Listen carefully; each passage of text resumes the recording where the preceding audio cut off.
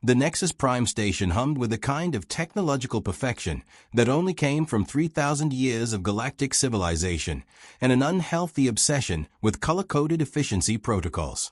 Every corridor gleamed with that particular shade of sterile white that screamed, "We've eliminated fun from the universe," and every door hissed open with a satisfied sigh of machinery that had never known the joy of a good old-fashioned creak. In the station's most secure wing, the multi-species nursery facility stood as a monument to bureaucratic paranoia. 4 to 7 different containment units, nurturing environments, housed the precious offspring of the galaxy's most influential species. Each unit was climate-controlled, psychically shielded, and monitored by enough sensors to make a surveillance state weep with envy.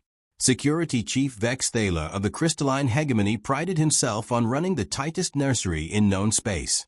His 6 eyes could process multiple data streams simultaneously, his crystalline exoskeleton never required sleep, and his dedication to protocol bordered on the religious. In 15 years of service, not so much as a dust mite had entered those nurseries without proper clearance, biological scans, and a signed waiver in triplicate.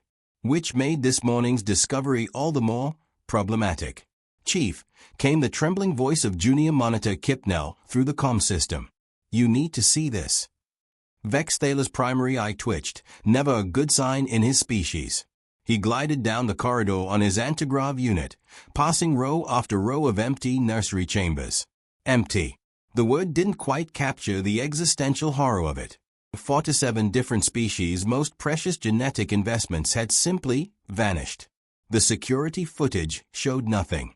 The biosensors registered nothing. The psychic dampeners had detected no unauthorized mental intrusions. It was as if the Cubs had simply decided to collectively engage in interdimensional tourism. "Sir," Kipnell's voice cracked like poly-maintained hull plating, "we found them." "Found them." Vex Thaler's voice carried the kind of dangerous calm that preceded either enlightenment or homicide. "Elaborate." They are all in the human diplomatic quarters. Sleeping." The silence that followed could have been weaponized and sold to the military commission as a new form of psychological warfare. Vex Thaler arrived at the human quarters to find a scene that would have made his ancestors roll over in their crystal tombs. Through the observation window, he could see Ambassador Marcus Chen sprawled across what humans called a couch, a piece of furniture so inefficient it defied several laws of physics. Draped across, around, and on top of the human were no fewer than 12 different alien cubs. A small Vorthan pup had claimed the space between Chen's shoulder and neck, its translucent tentacles wrapped around the human's arm like some sort of organic security blanket. 2 Keth Mari hatchlings, normally vicious enough to require restraint fields, were curled up against his chest, purring with the contentment usually reserved for post-feast meditation. A young Zephian, whose species was renowned for never showing affection to anyone outside their clutch family, had somehow worked its way under Chen's free arm and was making the soft chirping sounds that typically preceded a coma-like sleep cycle. "Sweet entropy," Vex Thaler muttered, forgetting protocol in his shock. The scene repeated itself throughout the human quarters.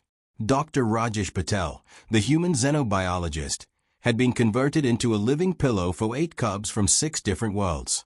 Commander Lisa Rodriguez had somehow attracted an entire clutch of silicate younglings, who were literally crystallizing themselves to a uniform in what their species considered the ultimate expression of trust. But the crown jewel of this diplomatic disaster was Ambassador Elena Volkov, who had apparently become the chosen nesting site for a baby Threnody, a species so xenophobic they considered talking to outsiders a form of cultural contamination. The little creature had wrapped all 6 of its arms around her waist and was producing the harmonic frequencies that Threnody only made when they felt completely, utterly safe. "Chief," Kipnell whispered, "what do we do?" Before Vex Thaler could formulate an answer that wouldn't result in several diplomatic incidents and possibly a small war, his communicator erupted with incoming transmissions. The first was from High Matron Yithes of the Vorthan Collective, her mental voice sharp enough to cut through hull plating. "Where is MY offspring?" This was followed immediately by Supreme Clutch Mother Crestnine of the Keth Mari Empire. "If harm has come to my hatchlings, I will personally disintegrate your entire station." And then Crystalline Overlord Thexima. "Our sensors indicate our crystal spawn is no longer in its designated containment, nurturing environment." Within moments, Vex Thaler's communication array was flooded with increasingly frantic and threatening messages from parents across the galaxy. The political ramifications alone would require a committee to properly categorize, and committees, as everyone knew, were where good intentions went to die a slow, bureaucratic death. Sir, Kipnell's voice had reached frequencies that technically qualified as a medical emergency. They are all demanding immediate explanations. Right. Vex Thaler's 6 eyes focused with the intensity of solar collectors. Patch me through to the emergency council session protocols. We're going to need xenobiologists, diplomats, and probably a few miracle workers. The emergency council session convened in what had to be record time, a mere 4 hours after the initial discovery. The main conference chamber of Nexus Prime had been hastily reconfigured to accommodate representatives from 4 to 7 different species, which meant the air was now a carefully balanced cocktail of atmospheric requirements that smelled like a spice market having an argument with a chemical plant.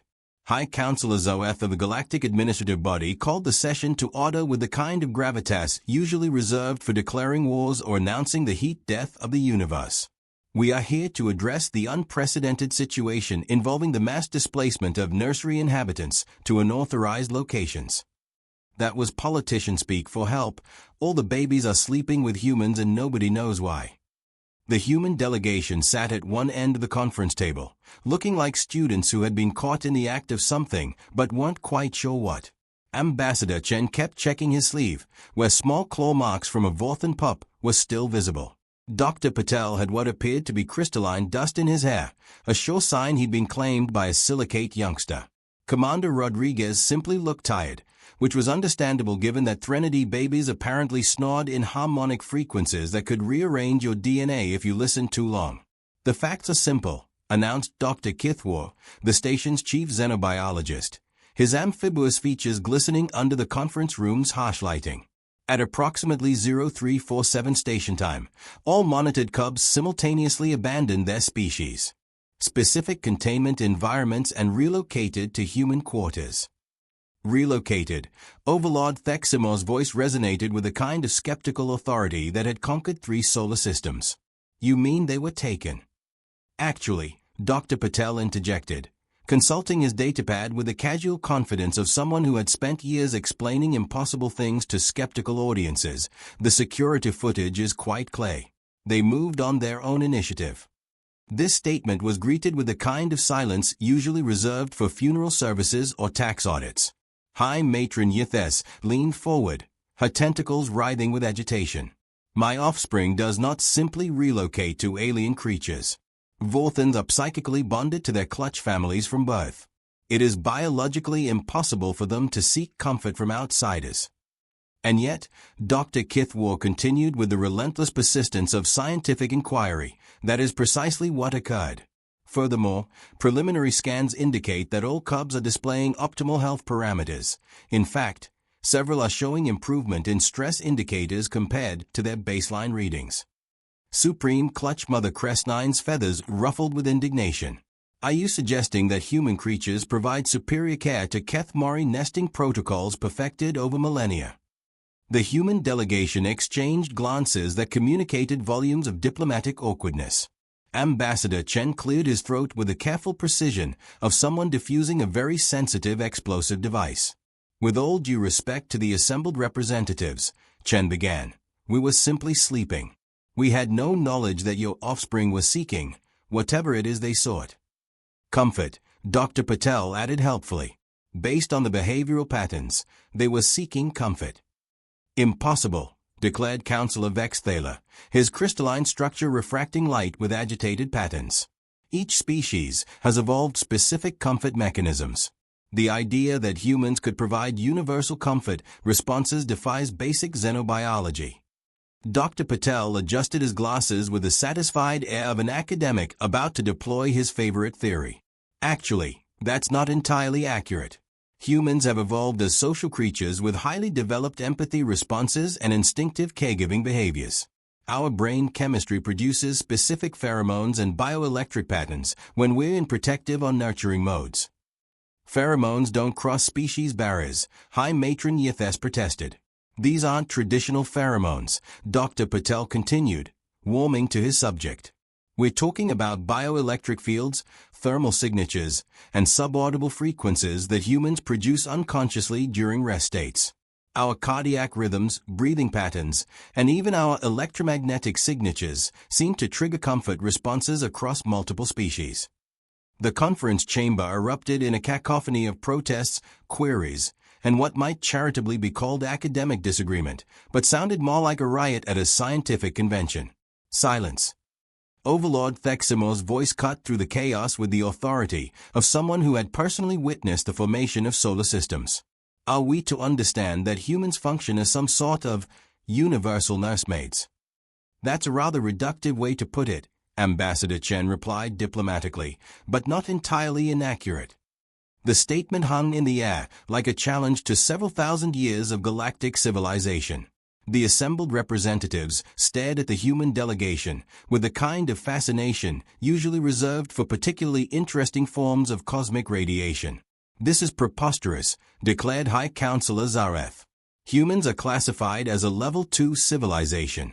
They've barely achieved interstellar travel. The notion that they possess some sort of superior biological function is demonstrably accurate. Dr. Kithwar interrupted with the brutal honesty that had made him the galaxy's least popular party guest. I've been monitoring the cubs for the past 6 hours. Stress hormones are down across all species. Neural development patterns show marked improvement. Several cubs are displaying advanced cognitive development that would normally take weeks to manifest. Show us, demanded Supreme Clutch Mother Crest9. The main screen activated, displaying real-time biometric data from the cubs still nestled with their human hosts. The numbers told a story that defied conventional xenobiological understanding. Cardiovascular stability was optimal across all species. Brain wave patterns indicated the deep, restorative sleep cycles that promoted healthy development. Most remarkably, several cubs were showing signs of accelerated neural pathway formation, the kind of cognitive leaping that usually occurred only during critical developmental windows. This is the neurological activity of your Kethmari hatchlings. Dr. Kithwar indicated specific readings on the display. Notice the enhanced theta wave patterns. They are processing information at rates 15% above normal parameters. Supreme Clutch Mother Crest9's feathers had stopped ruffling. In fact, she was leaning forward with the intense focus of a predator sighting prey. And the Vorthan pup, Dr. Kithwar continued, is showing unprecedented development in its telepathic centers. Normally, Vorthan telepathy doesn't manifest until the 3rd molting. This pup is generating measurable psychic resonance patterns weeks ahead of schedule. High Matron Yithes had gone completely still, which in Vorthan body language indicated either deep contemplation or preparation for violence. Given the circumstances, both were equally possible. The silicate younglings are incorporating trace minerals from human cellular emissions into their growing crystal matrices. Dr. Kithwar pressed on with the relentless enthusiasm of someone presenting genuinely revolutionary data. The result is stronger, more flexible crystal structures than we've ever recorded. Overlord Theximore's light patterns had shifted to what his species called analytical contemplation, a state of mind that had historically preceded either brilliant discoveries or devastating military campaigns. And the Threnody infant, Dr. Kithwar concluded, is producing harmonic frequencies that indicate not just comfort, but active cognitive enhancement. It's essentially using the human's bioelectric field as a form of external processing matrix. The silence that followed was different from the previous silences.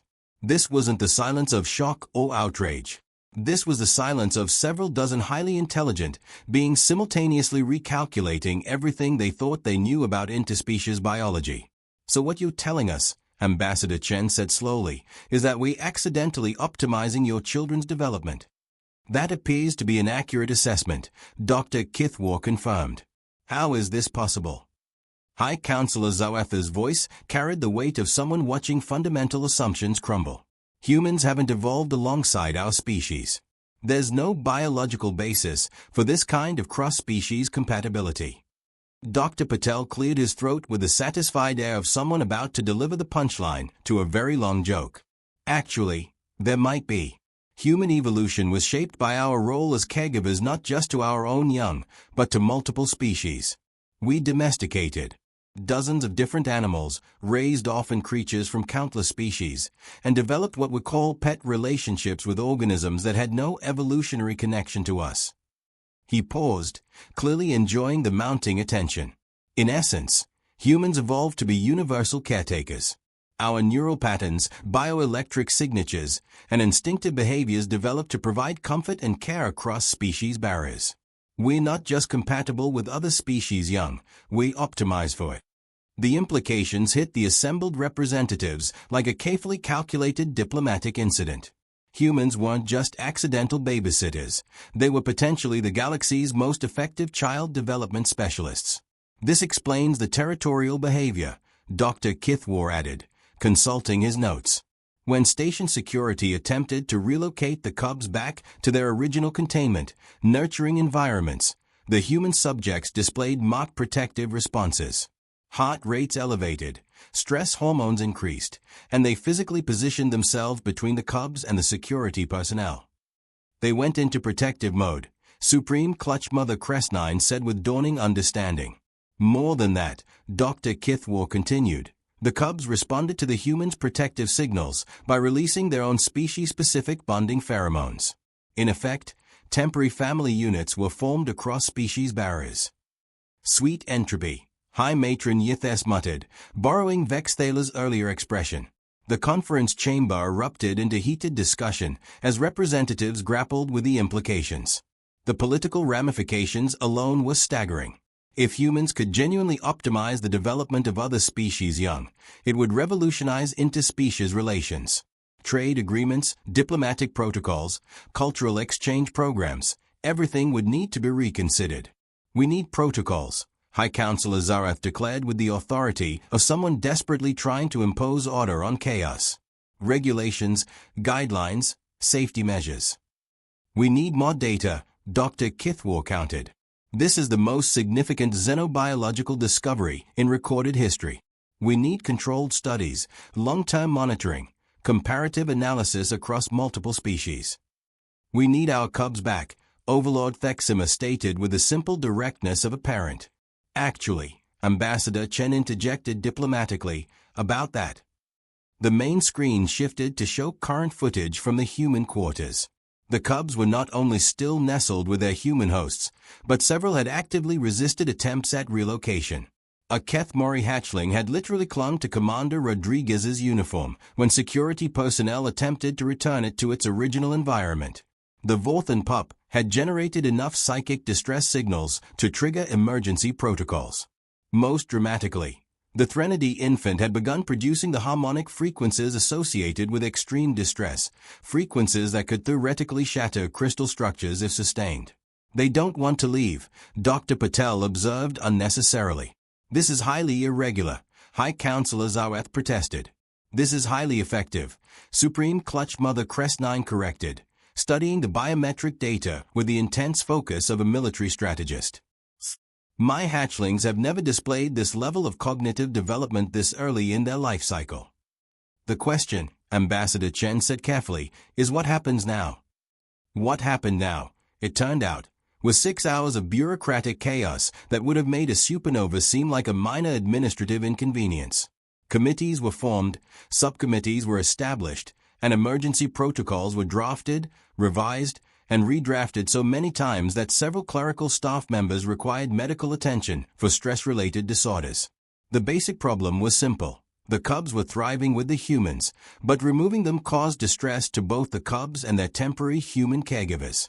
The solution was considerably more complex, involving interspecies law, diplomatic protocols, biological ethics, and what the Legal Affairs Department grimly called unprecedented jurisdictional nightmares.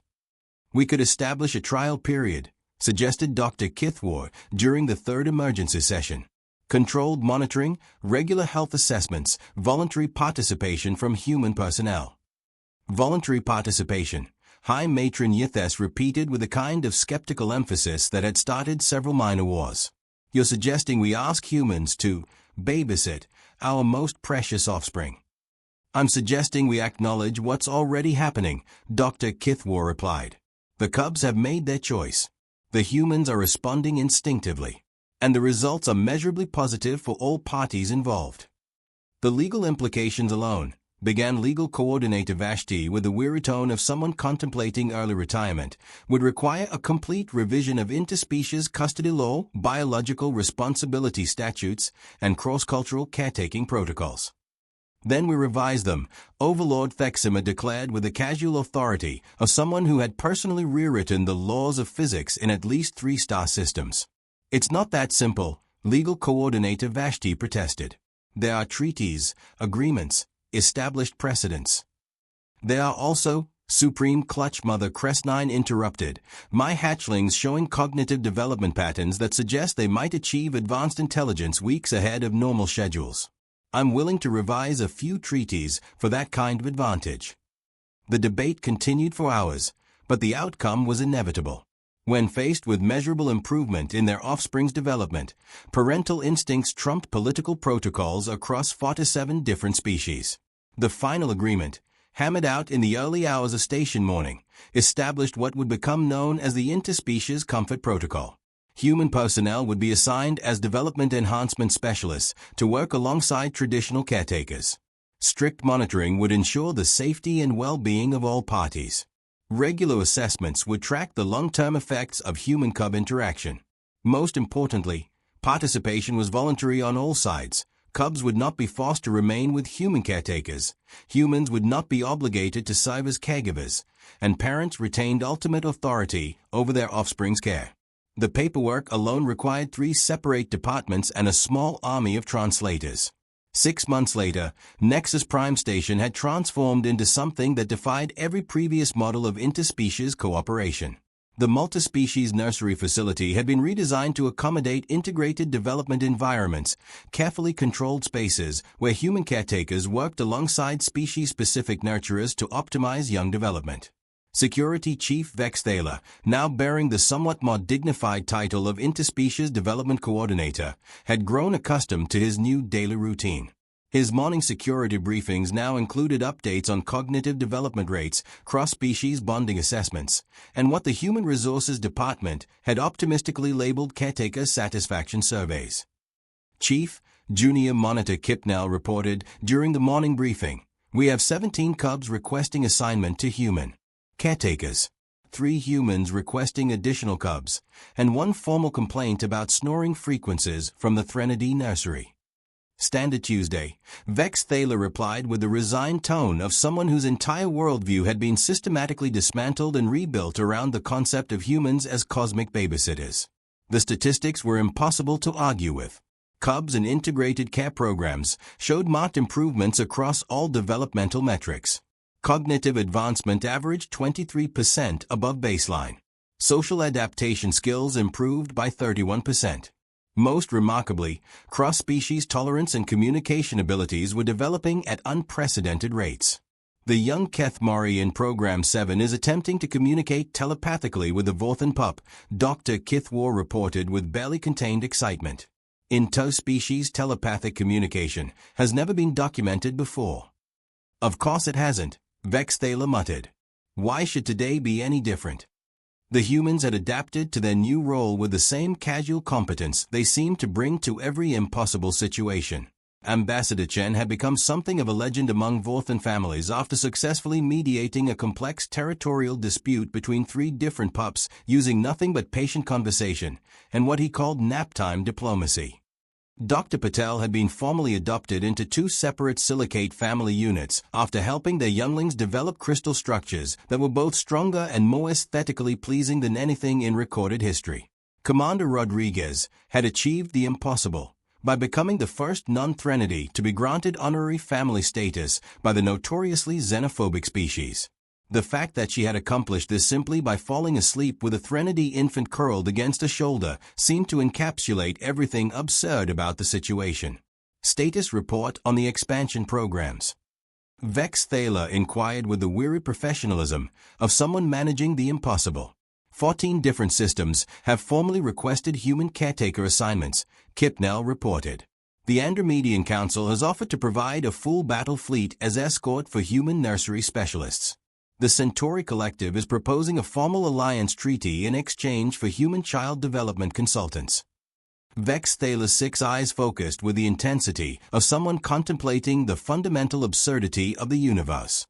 Humans, the species that had been classified as barely civilized just months earlier, were now being courted by galactic superpowers for their babysitting skills. And the humans' response to these requests? They are asking for better coffee in the diplomatic lounges and shorter work shifts, Kipnell reported. Ambassador Chen specifically mentioned something about hazard pay for tentacle snuggles and overtime compensation for harmonic frequency exposure. Of course they are, Vex Thaler sighed. The morning's reports continued with the surreal normalcy that had become routine on Nexus Prime. Cubs were thriving, parents were cautiously pleased, and humans were transforming interspecies relations one nap time at a time. Security alert from Section C, Kipnell announced. Multiple cubs have been detected outside their designated areas. Vex Thaler's crystalline structure flickered with the tired resignation of someone who had learned that security alert now typically meant babies are wandering around looking for humans to sleep with. Location: Human Quarters, Section C7 through C12. 43 cubs from 16 different species. Sleeping like infants, so. Vex Thaler activated his communicator with the practiced efficiency of someone who had sent this exact message dozens of times. Station-wide announcement: all cubs reported missing have been located in human quarters. They are sleeping like infants. Repeat, all cubs accounted for and sleeping peacefully. Parents wishing to retrieve their offspring are reminded that waking cubs from human-assisted sleep cycles may result in distress responses and formal complaints from the Human Rights Commission. He closed the communication and settled back into his monitoring station. Outside his office window, the corridors of Nexus Prime hummed with the efficient activity of a space station that had somehow transformed from a sterile diplomatic outpost into the galaxy's most effective nursery. Somewhere in the human quarters, Ambassador Chen was probably serving as a pillow for creatures whose parents had once considered him barely sentient. Dr. Patel was likely unconsciously optimizing the neural development of youngsters whose species had evolved on worlds he'd never seen. Commander Rodriguez was undoubtedly providing comfort to aliens whose biochemistry defied every established xenobiological principle. And somehow, impossibly, it was working. The galaxy's most dangerous species, the ones who had achieved interstellar travel through sheer stubborn determination and a concerning disregard for safety protocols, had accidentally become its most effective childcare specialists. Vex Thaler activated his morning reports and settled into his routine, no longer surprised by the gentle absurdity of a universe where the secret to interspecies harmony was apparently a good nap with a human. Just another day, he muttered to himself, in the galaxy's strangest nursery. And in the human quarters, cubs from 47 different worlds slept peacefully, dreaming dreams that transcended the boundaries of species, planet, and star system, all while curled up against the most unlikely universal caretakers the galaxy had ever accidentally discovered.